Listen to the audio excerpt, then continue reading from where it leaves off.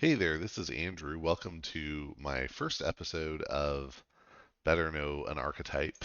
Uh, we're going to start out by talking about probably one of the most important early archetypes in the KeyForge deck, and that is a rush strategy. So I'll try to do this for all of my talks. I'll talk about what I would search for in DOK to get a picture of some of these. But here I'm searching for an expected aember of at least 30, and then key cheats. And specifically, right now, I'm just searching for untamed key cheats. I'll come back to that idea. So the main idea of a rush deck is that you want to make a lot of aember very quickly, and more quickly than your opponent can keep up with. So a good uh, a good rush deck will just be able to produce crazy amounts of amber. Oftentimes, you'll make more than 6 amber in a single turn, and then you just hope that your opponent can't keep up with it. You also have to hope that your opponent can't respond to it in a meaningful way, right? So, uh, well, first let's talk about some cards that enable a rush strategy. So, um, Untamed early on, and especially in Coda, was really pretty heavily associated with Rush because they just have a lot of cards that have a lot of pips on them, right? You have cards like Dust Pixie, uh, Fuzzy Gruen, Fertility Chant that just make a lot of amber. On top of that, you have cards like Hunting Witch that can lead to combo production of a ton of amber. Full Moon as well. There's recursion of Dust Pixies, fun games you can play with that with cards like Lost in the Woods, Nature's Call, Regrowth, Witch of the Eye. So a lot of ways in Coda Untamed to just make a lot of amber. So a lot of Coda Untamed decks will have a very high E on DOK. Um, that's not the only way to rush amber, right? There are a lot of D decks with lots of dust imps and maybe a hecatomb on top of that. Um, some some logo stacks that maybe produce a lot of amber by just printing or by just letting you play a lot of cards. And if you're playing very efficiently, then you end up making more amber. There are even some Sanctum rush decks that rely on cards like maybe Glorious Few or Cleansing Wave. Uh, those are both, very very situational, but if you can get the situation right, then you can maybe produce a lot of amber. But in any case, these decks are relying on producing a lot of amber and then just winning that way. Now, the weakness of a strategy like this is that there has since the beginning of the game there has been scaling amber control. There are cards like Too Much to Protect, Effervescent Principle, Interdimensional Graft, Doorstep to Heaven that either do a reset or um, or can actually turn your amber production into suddenly your opponent vaulted ahead, and those can be very dangerous. So I would say early rush, or maybe naive rush, we can call it, gets answered by scaling amber control. So the way to counteract that then becomes, well, if I can forge on the same turn that I made the amber, then I've removed this problem, right?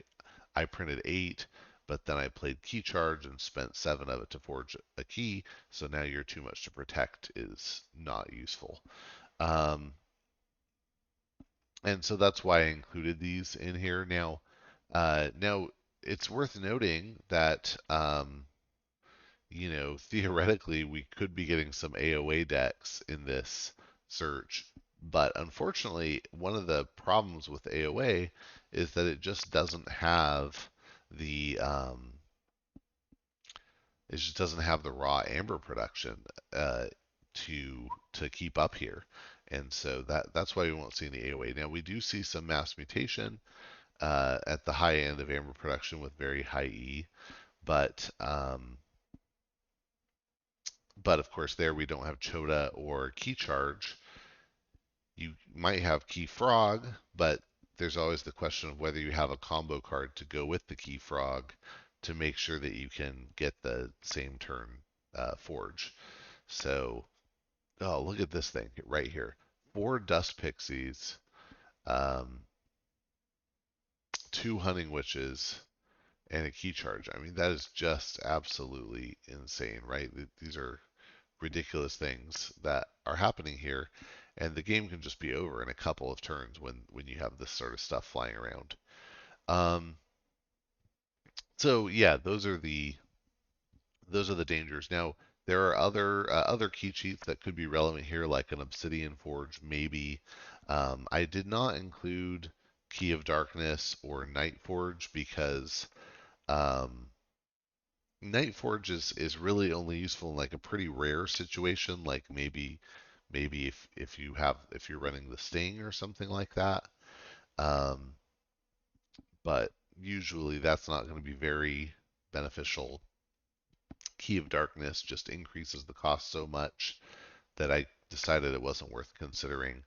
Now, if I take out these key cheat constraints and maybe even increase the expected amber, we can see maybe some really absurd amber generation setups here.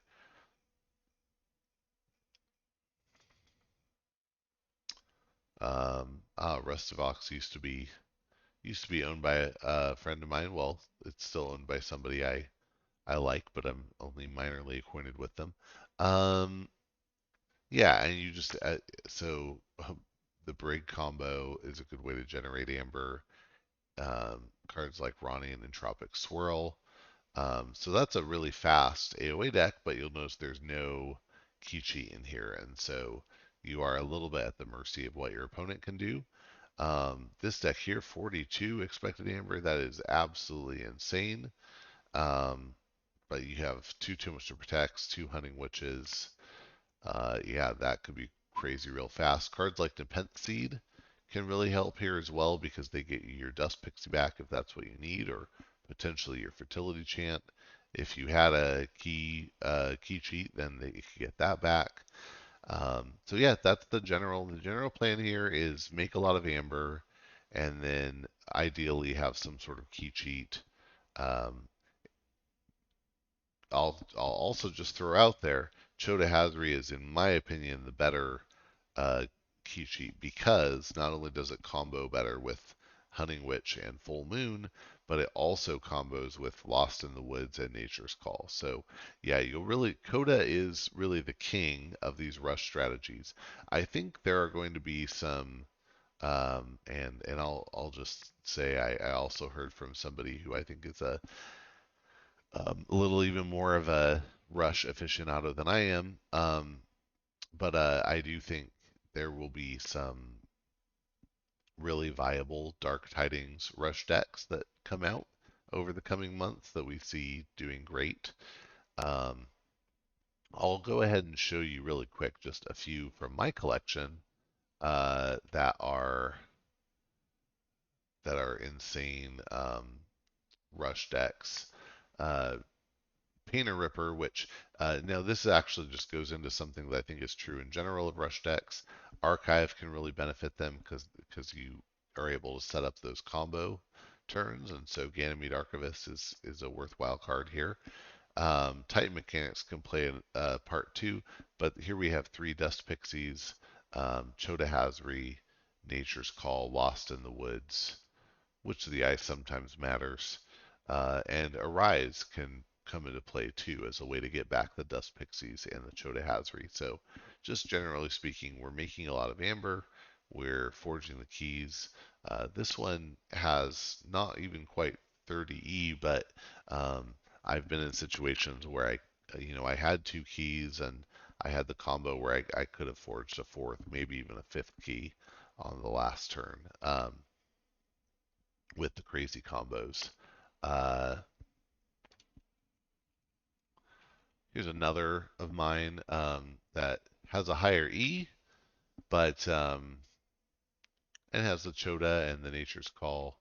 Um, Not quite as much archive, so it suffers a little bit from that. But and this one has Flaxia rather than Dust Pixie, so a little less reliable. But a Hunting Witch, so that's cool. And this has a nice Shadows package too. And it's worth pointing out Shadows um, is not so much often a pure rush, but a shadows you can kind of have a steel rush where you're dependent on them making amber, but if they're doing well, you're doing better, and that's fairly common with shadows setups. Um, and the last one I'll show you here. Oh, this is gonna take a second because I Yeah, so this one is a little more on the C2 hunting, which is a bunch of other creatures. Nothing with just raw pips on it. Not even too much to protect, but a lot of micro steel, a lot of little steel jobs here, and then two Nepenthe seeds to bring stuff back. Sometimes cleansing wave to do good work. So this one tends to rush pretty hard too, but you'll notice this one suffers a little bit from a lack of having a key cheat. So that can be a really nice boost for any rush deck. So anyway, that's rush. Again, the game plan is just make a lot of amber. Ideally, have a way to cheat out the key so that your amber can't get stolen away. So you escape some of that amber control. Uh, stuff a little bit. I hope you enjoyed this and that you'll maybe look for a deck in your collection that can rush a little bit. I'd be happy to see if you have one you think is really awesome. Share it in the comments and I'll take a look. And again, if you have an idea for an archetype that you think I ought to cover, that you think I ought to add to my list, then add it to the comments. I will definitely consider it. Thanks, and I hope you get out there and forge some keys.